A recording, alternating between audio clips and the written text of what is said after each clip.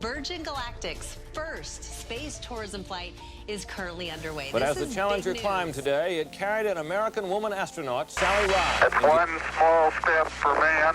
2 minutes past the hour. Liftoff on Apollo 11. We choose to go to the moon. Mercury Atlas 6 is ready for Man launch. had his first great success in space when the Russians pushed a man across the threshold. On April 12, 1961, the first man entered space. Through the late 1950s, the United States and Soviet Union had been locked head-to-head in a competition for the cosmos, each scrambling to prove their nation's superiority. Until the 1960s, few clear victories had been claimed. However, when Vostok 1 carried Yuri Gagarin into orbit, the game became a race. Yuri Gagarin's spaceflight was a turning point in both world politics and technology. Gagarin's mission was the first of its kind, simultaneously emphasizing the Cold War's influence in science and definitively proving that manned space expeditions were possible. The mission's success sparked increased technological and ideological competition between the United States and Soviet Union, driving scientific advancement that changed how humanity explored the stars. The space race was born largely of a mutual desire of both the United States and Soviet Union to prove ideological superiority. The United States was fundamentally opposed to communism, as was the USSR to capitalism. Although capitalism and communism represented larger philosophies for both nations, they were simply economic systems. Consequently, the superpowers believed that if a country was more successful in its technological enterprises, namely space exploration, it was due to their economic system. On July 29, 1955, President Dwight D. Eisenhower's press secretary, James Hagerty, announced that the United States would launch a research satellite into orbit during the International Geophysical Year, or IGY, a global project that took place between 1957 and 58 to promote worldwide scientific advancement. Only 4 days later, on August 2nd, the Soviet Union released a statement in reply, claiming that they were going to launch their own IGY satellite, eventually known as Sputnik 1.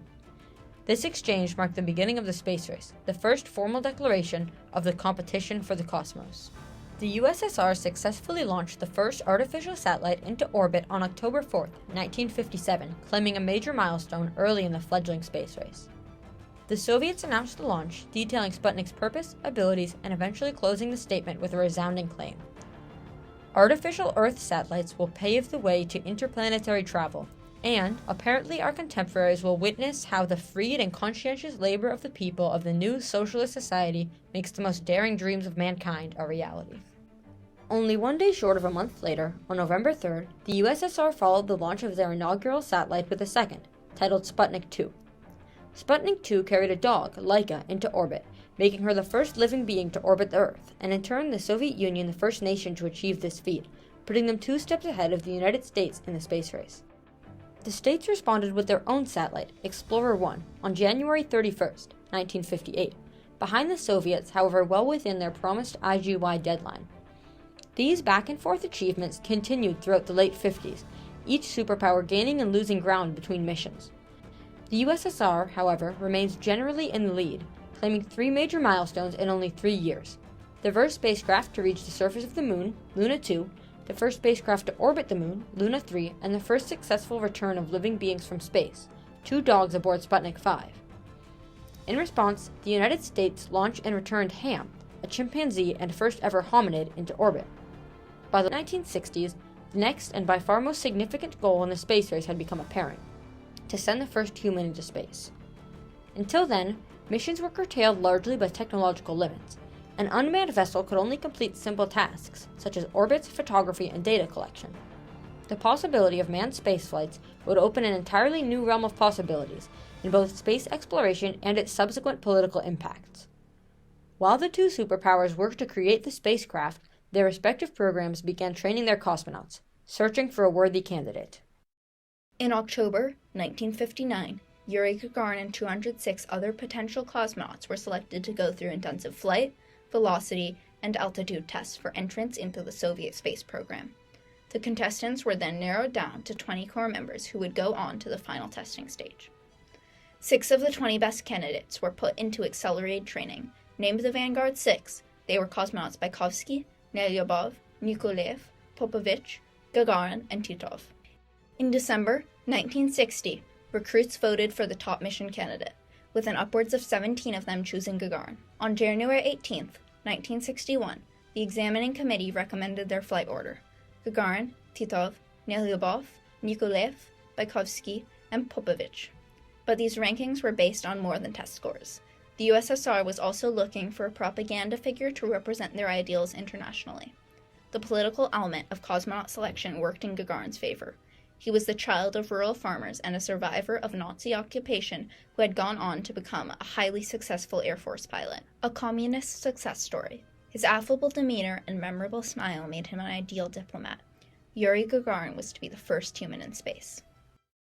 On April 12, 1961, Yuri Gagarin completed a single orbit around Earth aboard Vostok 1.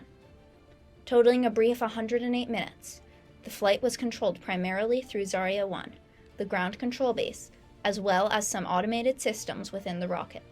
In case of emergency, Gagarin was given an override code so he could take manual control. However, it was never used. He ejected from the capsule at the planned altitude of 7 kilometers, landing in a farmer's field outside the closed military city of Saratov. Gagarin's flight, albeit short, heralded a new age in geopolitics and technology. Gagarin's flight allowed a true goal to be set for the space race. The reality of manned missions opened up numerous possibilities for both nations. Thus, in response to Gagarin's flight, U.S. President John F. Kennedy announced that NASA would be the first to send a man to the moon before the end of this decade, or the 1960s. His flight kickstarted what is often considered to be the most important and intense section of the space race. We choose to go to the moon in this decade and do the other things, not because they are easy, but because they are hard.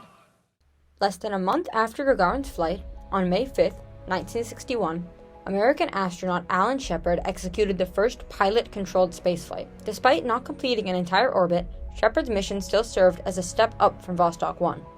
Shepard's launch was followed by that of John Glenn. The growing exchange of flights between the United States and Soviet Union resulted in rapid expansion of both nations' space programs. Such dramatic growth stemmed partially from how quickly the superpowers' competition intensified. NASA launched 6 manned flights in the Mercury 7 series in only 2 years, and the Soviet space program launched 5 in the same time frame. Although new missions offered scientific insights, manned expeditions were often used as major propaganda ploys, a tactic that began with Gagarin's flight.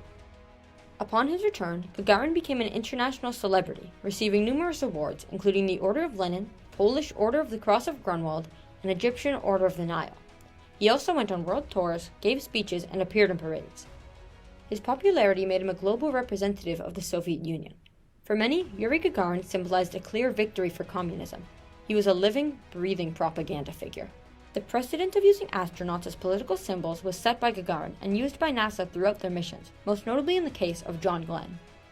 Glenn was the American equivalent of Gagarin. He represented the traditional values that the United States wished to prove against the Soviets. He was a decorated pilot and a devout Christian, a crucial contrast to the USSR's support of atheist Marxist ideals.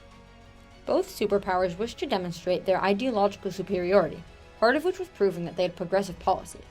On June 16, 1962, the Soviet space program did just that, sending the first ever woman, Valentina Tereshkova, into space. Eventually, the United States would follow, opening up the cosmos to women, people of color, and other minorities.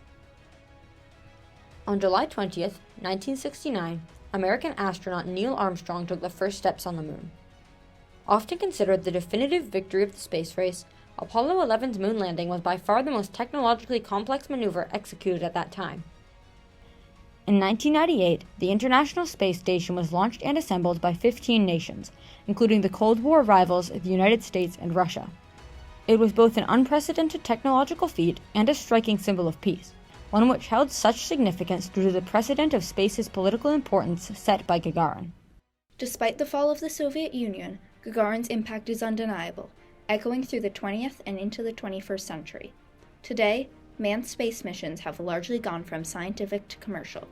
Billionaires like Richard Branson and Jeffrey Bezos have gone to space, and their respective companies, Virgin Galactic and Blue Origin, aim for any other human to do the same as Yuri did, provided the necessary funds.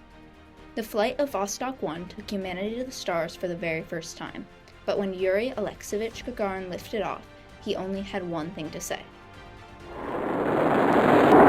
I am